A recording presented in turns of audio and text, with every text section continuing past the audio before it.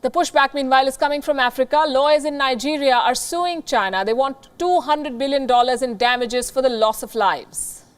But that's not the only battle being fought. Africans are also fighting growing racism in China. Videos show Africans in China being attacked and harassed. They're being forcibly evicted and face discrimination over the spread of the Wuhan virus.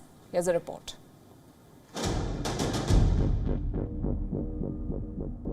The clamor to make China pay is growing louder.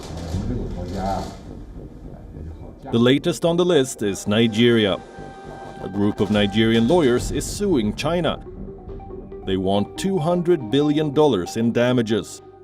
Reports cite a statement. The damages are being sought for the loss of lives, economic strangulation, trauma, hardship, social disorientation, mental torture, and disruption of the normal daily existence of people in Nigeria. The lawyers have a two-phase action plan.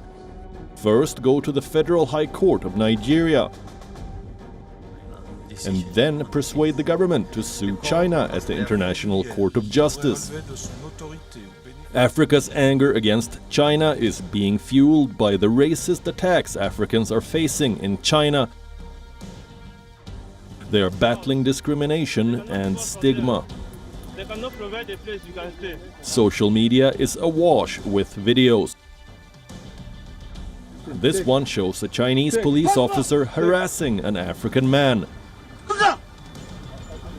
Sit down! Sit down! Sit down!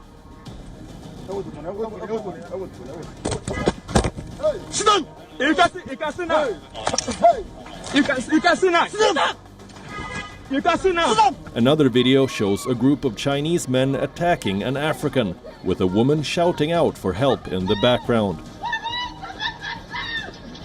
The exact context or what transpired before and after the video was shot is not clear. Racism and xenophobia are on the rise in China.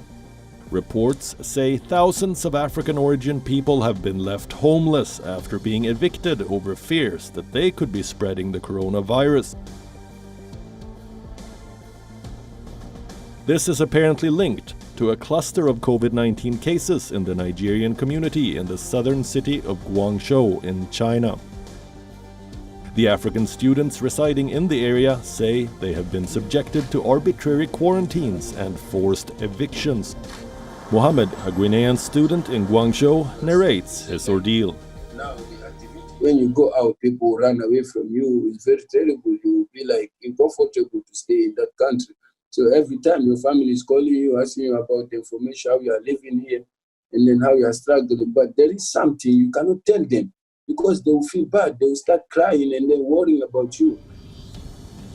The African Union earlier this month expressed its extreme concern about the situation in Guangzhou and called on Beijing to take immediate corrective measures. Nigerians were worried.